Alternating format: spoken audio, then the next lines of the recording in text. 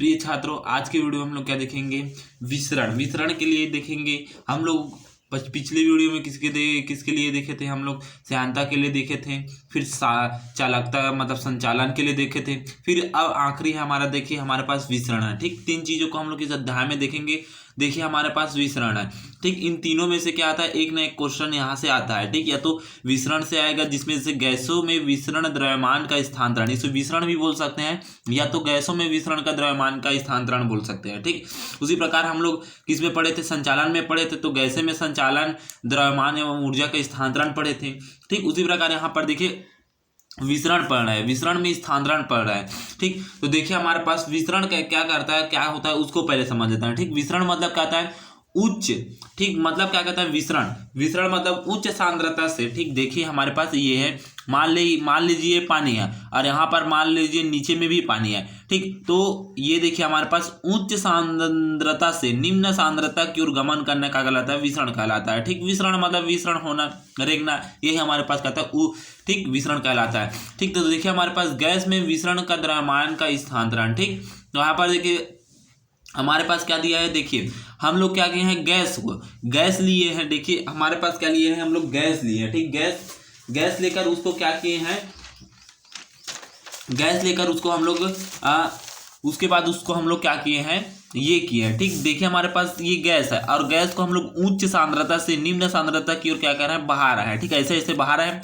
तो हम लोग क्या किए हैं? सांद्रता में तीन परतों को ले लिए हैं। ठीक, मतलब क्या किए हैं? विसरण में हम लोग तीन परत को ले लिए। ये पहला परत ले लिए, दूसरा परत ये लिए है, तीसरा परत ये, मतलब गैसों के तीन परत को हम लोग ले लिए, जिसको हम लोग इस चित्र से ऐसे दर्शाए हैं। ठीक, इस तरह से देखिए यहाँ पर एक्स दिशा में हम लोग क्या मान लिए हैं? उसको एक्स दिशा में क्या है? परत क्या रहा है? बह रहा है। ठीक, यहाँ से लेकर यहाँ तक ऐसे बह रहा है। ये देखिए दूसरा परत, ये देखिए तीसरा परत, अर्थात पहले परत को हम लोग क्या लिए हैं? पी क्यू लिए हैं, दूसरे परत को ए बी लिए हैं, तीसरे परत को क्या लिए हैं? एल एम लिए हैं। ठीक, यहाँ पर एक्स है, यहाँ पर वाई और यहाँ पर जेड। ठीक, बिंदु ओ यहाँ पर देखिए।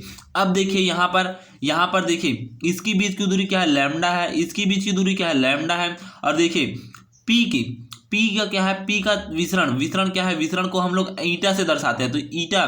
ठीक, प्लस लैम्डा, या तो एन भी दे सकते हैं, N plus lambda D N बटे में डी जेड। उसी प्रकार देखिए नीचे मतलब कम होगा, जैसे कि यहाँ पर देखिए यहाँ से आ रहा है तो उसका क्या है? रफ्तार तेज रहेगा ऊपर में। ठीक, ऊपर में, और जैसे जैसे नीचे आएगा तो उसका रफ्तार कम हो जाएगा। ठीक, तो मतलब यहाँ पर कम होगा विसरण, और यहाँ पर क्या होगा? ज्यादा अधिक होगा विसरण। ठीक, इसीलिए देखिए ऊपर वाले परत में क्या लिए हैं? ऊपर वाले परत में क्या लिए हैं? प्लस लिए हैं। ठीक, तो eta plus lambda D N बटे डी जेड। उसी प्रकार देखिए यहाँ पर N minus lambda D N बटे में डी जेड, इसीलिए माइनस लिया गया है। ठीक, इस प्रकार से देखिए अब देखिए हम लोग इसका क्या देखते हैं? हम वर्णन करते हैं। तो देखिए हमारे पास क्या करेंगे? माना कि गैस, ठीक, माना कि एक गैस किसी कोष्ठ में बंद है। ठीक, माना कि एक गैस क्या इस कोष्ठ में बंद है। ठीक, बंद है, जिसमें विभिन्न परतों के अणुओं की संख्या भिन्न भिन्न है। ठीक, अब मान लीजिए कोष्ठ में बंद है, इसमें क्या है? गैस छोड़ दिया गैस, अब इसमें विभिन्न परत बन रहा है, इसी में से तीन परत को उठाकर यहाँ पर हम लोग चित्र बना दिए हैं। ठीक, चित्र बना दिए हैं। इन अणुओं की संख्या जेड अक्ष की ओर बढ़ रही है, सांद्रता प्रवणता डी एन बटे में डी जेड है। माना कि गैस की तीन परतें हैं। देखिए तीन परतें हमारे पास क्या है? पी क्यू ए बी और तथा एल एम है। ठीक, जिनके बीच की दूरी क्या है? लैम्डा है। ठीक, देखिए हमारे पास बीच की दूरी क्या है? इनका बीच की दूरी देखिए लैम्डा है, इसका भी लैम्डा है।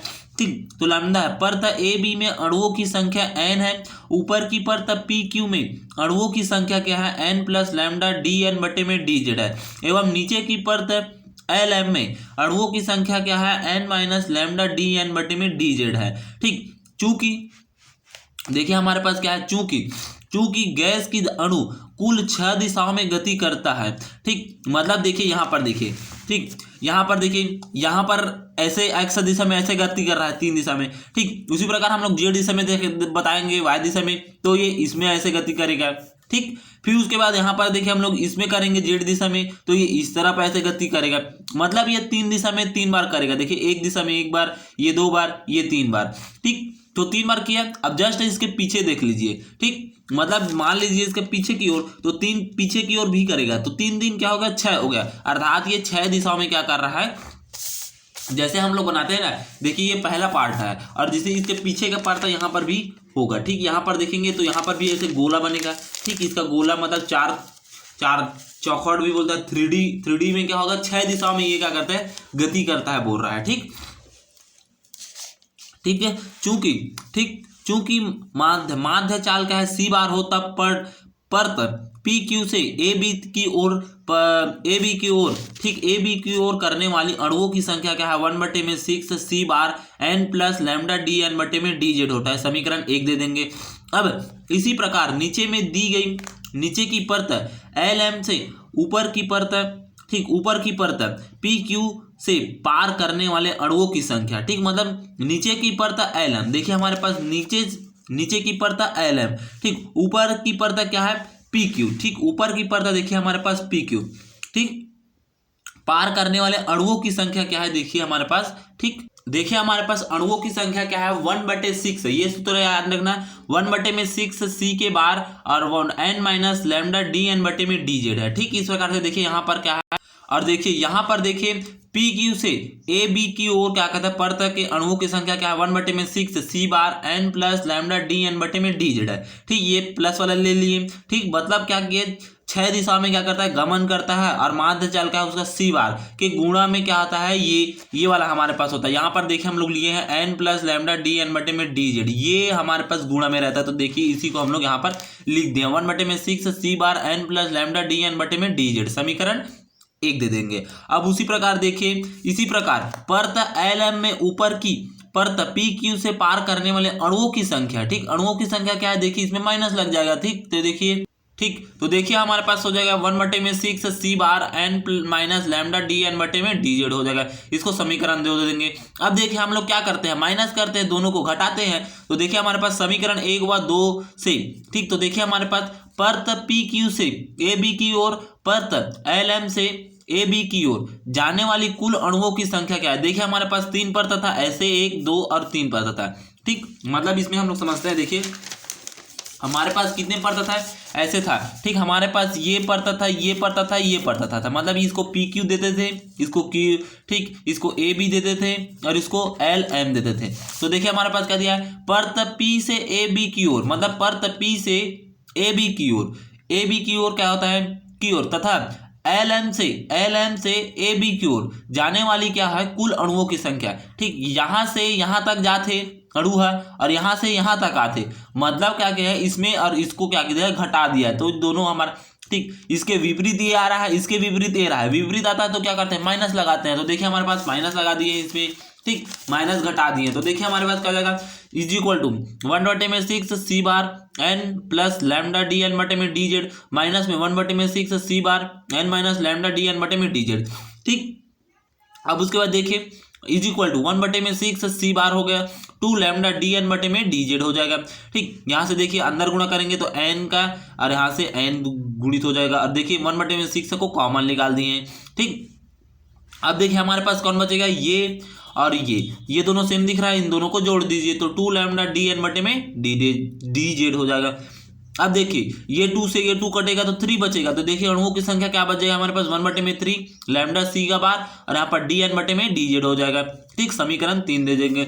अब हम जानते हैं कि विसरण की परिभाषा से अणुओं की संख्या क्या होता है, विसरण की परिभाषा से डी एन उच्च सांद्रता से निम्न सांद्रता की ओर क्या करता है, गमन करना, ये होता है विसरण। तो डी, ठीक, डी एन बटे में डी जेड, ये हमारे पास प्रवणता है और देखिए डी हमारे पास सांद्रता है, ठीक। यहाँ पर समीकरण 4 देंगे। देखिए विसरण गुणांक किसी को बोल रहा है, मतलब सांद्रता विसरण गुणांक, ठीक। तो डी यहाँ पर डी एन बटे में डी जेड, इसको समीकरण 4 दे देंगे। अब देखिए अणुओं की कुल संख्या और देखिए यहाँ पर भी अणुओं की कुल संख्या दोनों बराबर दिख रहा है हमारे पास, ठीक। तो दोनों को हम लोग इसको और इसको क्या करेंगे, बराबर ले लेंगे। तो देखिए हमारे पास बराबर ले लिए इसको, ठीक। यहाँ पर देखिए डी एन बटे में डी जेड हो जाएगा इज इक्वल टू 1/3 और देखिए हमारे पास ये क्या है, लैम्डा डी सिग्मा बार, यहाँ पर डी एन बटे में डी जेड, यहाँ देखिए डी एन बटे में डी जेड क्या कट जाएगा तो डी बचेगा is equal to 1/3 lambda C bar हो जाएगा, समीकरण 5 दे देंगे।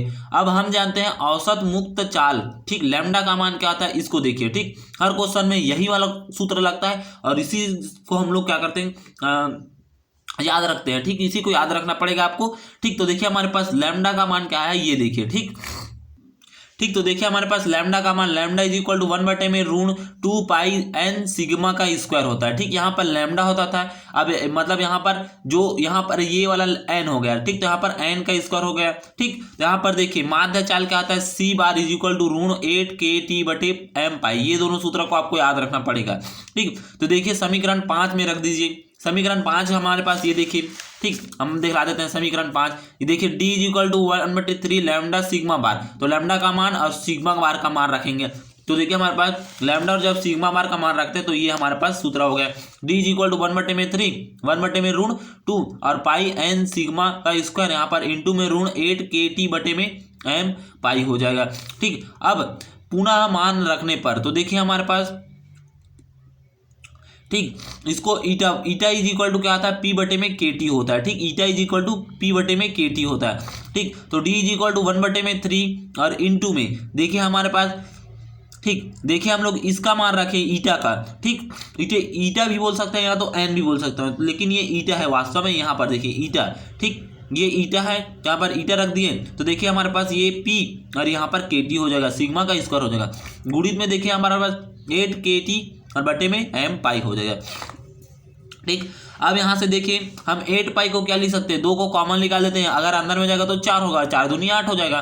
ठीक, ऐसा है हमारे पास। ये अंदर में जाता है तो क्या हो जाएगा, ऐसा हो जाएगा। ठीक, 2 गुणित में 4 हो जाएगा। ठीक, और यदि बाहर लिख लेगा तो क्या हो जाएगा, 2 ऋण 2 हो जाएगा। ठीक, इस प्रकार से हम लोग लिखे हैं इसको। ठीक, दोनों गुणा होगा तो 8 आ जाएगा। ठीक, यहाँ पर देखिए, और इसको 2 ऋण से 2 ऋण कर जाएगा, यहाँ पर 2 बचा है। KT के घात में हाफ लिख सकते हैं और बटे में m के घात हाफ लिख सकते हैं, पाई के घात में भी हाफ लिख सकते हैं। ठीक, अब देखिए क्या किए हैं। ठीक, ये और ये दोनों को जोड़िए। ठीक, मतलब इसके घात में 1 है, इसके घात में 1/2 है, तो दोनों जुड़ेगा तो 1/2 और +1 तो मतलब 3/2। तो यहाँ पर देखिए 3/2 हो गए, और बटे में क्या आ जाएगा, पाई के घात 3/2 में, उसी प्रकार इसमें भी हो गया। गुणित में देखिए m के घात 1/2, इसका कोई नहीं है, और यहाँ पर देखिए P सिग्मा का स्क्वायर हो जाएगा।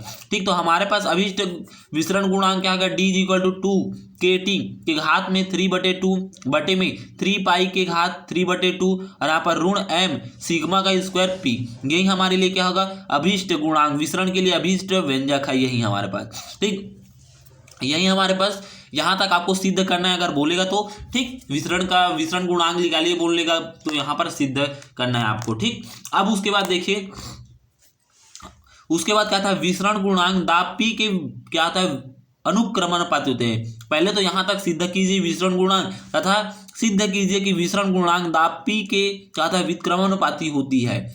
ठीक, तो यहाँ पर देखिए ये यहाँ पर P दिख रहा है। ठीक, तो यदि इन सभी को कांस्टेंट मानेंगे तो 1 में अनुक्रमानुपाती आ जाएगा, P में आ जाएगा व्युत्क्रमानुपाती। देखिए हमारे पास क्या होगा। ठीक, और देखिए हमारे पास, देखिए दूसरा निष्कर्ष क्या है, विसरण गुणांक परमताप T के घात के क्यूब के समानुपाती होती है। मतलब ये होता है D समानुपाती होता है T के। ये हो गया दूसरा निष्कर्ष है। तीसरा भी ये पूछ सकता है कि विसरण गुणांक द्रव्यमान के वर्गमूल के क्या आता है, व्युत्क्रमानुपाती होती है। ठीक, मतलब द्रव्यमान D अनुक्रमानुपाती ऋण में क्या आता है, m होता है। ठीक, इसके क्या आता है, वर्गमूल के अनुक्रमानुपाती होती है। यही हमारे पास तीन हमारे पास निष्कर्ष है। इसी को एग्जाम में कैसे पूछ सकता है कि विसरण गुणांक परमताप T के क्या आता है, समानुपाती होते हैं, सिद्ध कीजिए, ऐसे करके पूछ सकता है। तो हमें यहाँ तक बताना पड़ेगा। ठीक, अनुक्रमानुपाती होता है ये। ठीक, इस प्रकार से हमारे पास बताना पड़ेगा। ठीक, यहाँ तक आपको बनाना पड़ेगा।